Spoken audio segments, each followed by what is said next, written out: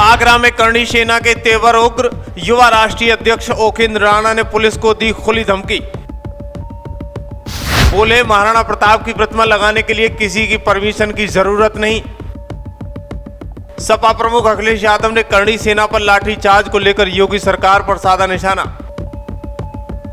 दरअसल उत्तर प्रदेश का आगरा इन दिनों चर्चाओं में है, विशेषकर करणी सेना, और वो भी प्रदर्शन लगातार दिखाई दे रहा है। दरअसल हम आपको बता दें कि आगरा में पुलिस ने करणी सेना पर लाठी चला दी और सपा मुखिया अखिलेश यादव ने मौका तोड़ते हुए भाजपा पर सीधा वार कर दिया। कहा कि करणी सेना तो बीजेपी की ही सेना है। करणी सेना का प्रदर्शन था, नारेबाजी हो रही थी, पुलिस आई और फिर लाठियां चला दी। उस वक्त सामने आया समाजवादी पार्टी प्रमुख अखिलेश यादव का बयान। उनका सीधा निशाना था कि सरकार अपनी ही सेना पर लाठी चलवा रही है। तो बताइए आम जनता के साथ क्या होता होगा। अखिलेश यही नहीं रुके, करणी सेना ओकेंद्र राणा पर भी हमला बोला। ये लोग भाजपा के इशारे पर सड़कों पर उतरते हैं, अब खुद ही पिटे हैं और अब सियासी नौटंकी कर रहे हैं। दरअसल समाजवादी पार्टी प्रमुख अखिलेश यादव का यह बयान आग में घी जैसा था। करणी सेना के समर्थकों में गुस्सा फूट पड़ा।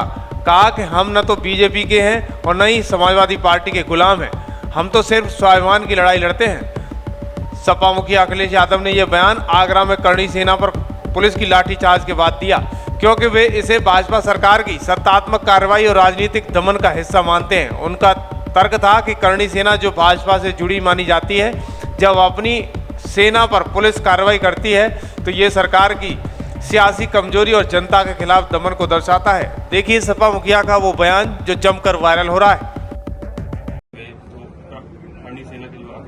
हमें उत्तर प्रदेश की पुलिस पर भरोसा है। पुलिस के हाथ बहुत लंबे होते हैं, वो कोई भी अपराधी भागेगा उसे उत्तर प्रदेश की पुलिस पकड़ लेगी। जब भारतीय जनता पार्टी की ही सगी नहीं है तो ये जो दल बदलू लोग हैं, एहसान फरामोश लोग हैं, उनके लिए भारतीय जनता पार्टी कितनी सगी होगी। सपा मुखिया का बयान जमकर वायरल हुआ। इस पर करणी सेना भी तैयार थी।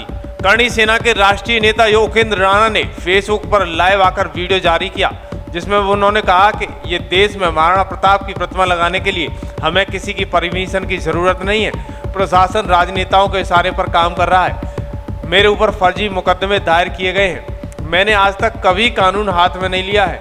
पुलिस ने बिना वजह मेरे साथियों को मारा है, मैं उन्हें सस्पेंड कराकर रहूंगा। वहीं उन्होंने आगे कहा कि 2027 में जब हमारे लोग जीत कर आएंगे, हम पावर में होंगे, आप ही चाय पिलाओगे, मैं किसी से डरने वाला नहीं हूं। दरअसल हम आपको बता दें कि ओकेंद्र राणा ने वीडियो में कहा कि कई लोग जानना चाहते हैं कि 14 मई को क्या हुआ था, हमारी अगली रणनीति क्या होगी। मैं सभी को बताना चाहता हूं कि 14 मई को आगरा में मेरे 4-5 कार्यक्रम आयोजित किए गए थे। हमारी सेना के जिलाध्यक्ष शिवम सिंह राठौर ने मुझे इनवाइट किया था।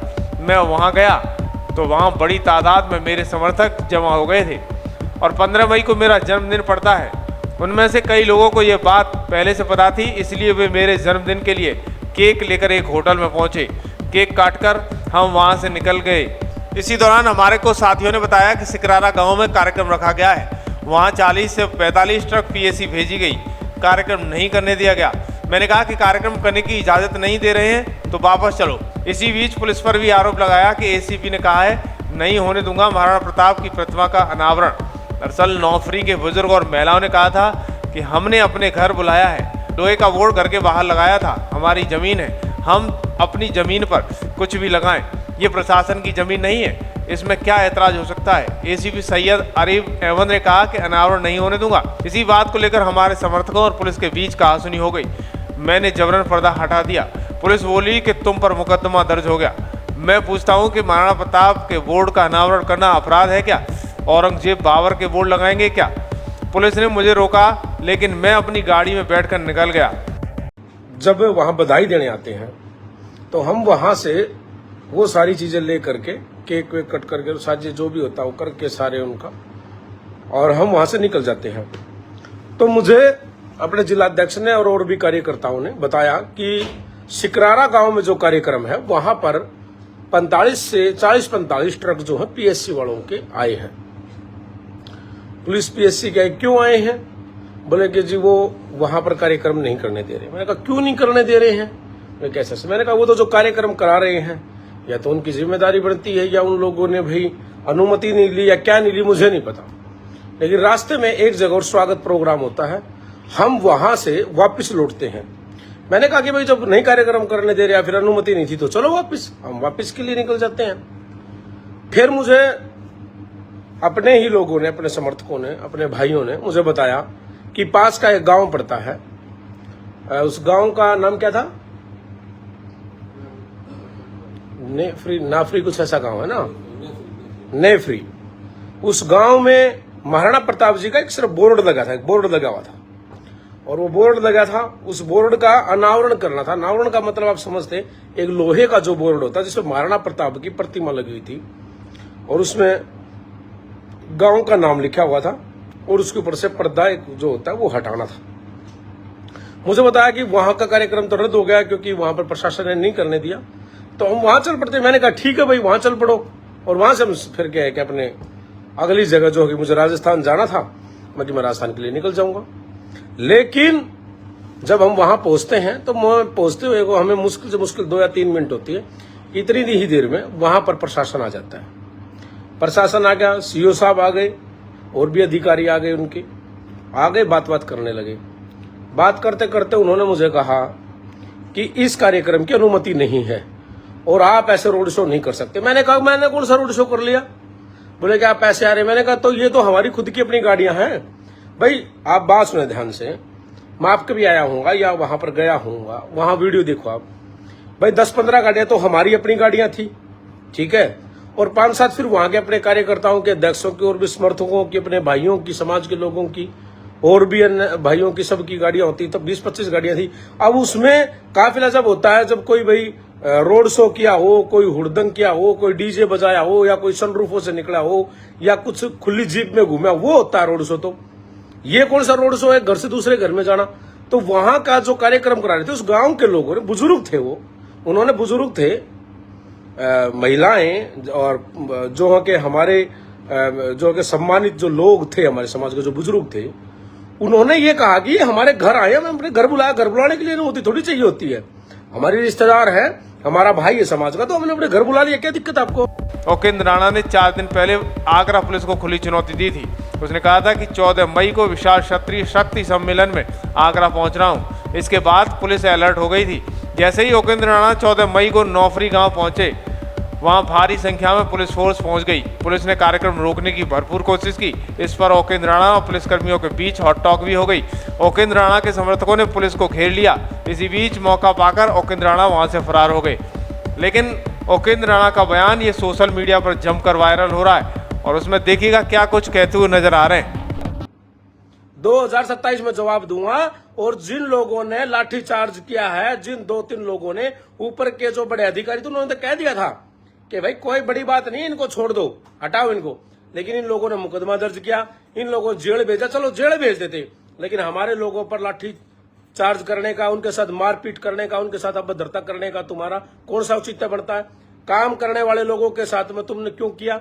अगर कुछ था, कुछ बात थी तो मेरे से बात करते ना, मैं वहीं तो खड़ा था। मेरे उंगली लगाते तुम, मेरे लगा देते एक बार उंगली, मेरे तो हाथ भी नहीं लगा रखा। मैं तो हाथ लगाया था एक बार, मैं तो कहते हाथ को दूर कर लो, हाथ को दूर कर लो ना, तो फिर पता ही है फिर मेरा तो, मैं तो और तरह का आदमी हूं। फिर तुमने उन लोगों को, उन बच्चों को मार करके क्या साबित कर लिया है? और जो लोग कह रहे थे कि सरकार हमें प्रोटेक्शन कर रही है, सरकार जो है हमारा वो कर रही है, तो अब देख लो सरकार हमें प्रोटेक्शन कर रही है क्या? सरकार, लोग कह रहे थे कि सरकार इनको प्रोटेक्ट कर रही है। दरअसल हम आपको बता दें कि ताजगंज के गांव नौफरी में पकड़े गए करणी सेना के कार्यकर्ताओं को पुलिस ने बेरहमी से पीटा था। दबिश के दौरान घरों में तोड़फोड़ की गई। पुलिस की बर्बरता से करणी सेना में आक्रोश है। भाजपा सांसद और विधायक भी पुलिस कार्रवाई की निंदा कर रहे हैं। बर्बरता करने वाले पुलिस कर्मियों को निलंबन की मांग उठ रही है। क्षत्रिय करणी सेना के युवा राष्ट्रीय अध्यक्ष उपेंद्र राणा भी भारी गुस्से में है, क्योंकि उनके समर्थकों को बेरहमी के साथ पीटा गया। इनके लाइव वीडियो आप देख सकते हो किस तरीके से युवा घायल हुए। इस पर सांसद राजकुमार चार ने कड़ी निंदा की है। सांसद चार ने युवकों की गिरफ्तारी को अनैतिक बताते हुए कहा है कि देश के गौरव महाराणा प्रताप जयंती के कार्यक्रम पर रोक लगाना भी अनुचित है। पुलिस कमिश्नर दीपक कुमार दोषी पुलिस कर्मियों के खिलाफ कठोर विभागीय कार्रवाई करें। वो पूरे घटनाक्रम में उत्तर प्रदेश के मुख्यमंत्री योगी आदित्यनाथ को अवगत कराएंगे। वहीं भाजपा विधायक धर्मपाल सिंह और भाजपा नेता राम प्रताप सिंह चौहान का कहना है कि पुलिस ने युवाओं को बेरहमी से पीटा है। आरोपी पुलिस कर्मियों के खिलाफ कार्रवाई होनी चाहिए। मामला मुख्यमंत्री तक पहुंचाएंगे। अरे बोर्ड का अरे बोर्ड क्यों नहीं होने दोगे? ये तो मेरे हमारे स्वाभिमान पे बात आ गई। मैंने उस पर्दे को कैसे खींच लिया, मैंने कहा लो भाई चलो हो गया और चले जाओ सब। मैंने उनसे कहा कि मैं इनको प्यार से मना लूंगा, नहीं तो ये लोग मानेंगे नहीं। युवा है, यूथ है। मैंने सीओ साहब को बोला है, अब वो ये बात आते, मैंने कहा युवा है जी, मैं इनको मना लूंगा, कोई बात नहीं, मैं जैसे कहूंगा वो ये वैसे ही करेंगे, लेकिन आप जो है इनके ऊपर दबाव ना डालें और मैं इनको अपने आप से मना लूंगा। मेरे समाज के मेरे भाई है, मुझे पता है कैसे मानेंगे। मैंने कहा एक बार इनको ऐसे कर देंगे तो खुश हो जाएंगे, बात खत्म। लेकिन ऐसे करते वो बोले कि तुम्हारे ऊपर मुकदमा दर्ज हो गया, मुकदमा दर्ज हो गया। किस बात का मुकदमा? कौन सा मुकदमा? महाराणा प्रताप का बोर्ड का अनावरण करना इस देश में गुनाह है क्या? तो बाबर अकबर औरंगजेब के यहाँ पर बोर्ड लगेंगे क्या? मुझे ये बताए, सरकार जवाब दे, इस बात का प्रशासन जवाब दे, और जो समाज के जो नेता हैं, दूसरे समाज जो और भी नेता हैं, वो सब जवाब दे। महाराणा प्रताप का, छत्रपति शिवाजी का, भगवान परशुराम का, भगवान श्री राम के अगर बोर्ड इस देश में अगर उनकी प्रतिमाएं, उनके अनावरण नहीं होंगे तो क्या औरंगजेब बाबर अकबर के होंगे क्या यहाँ पर?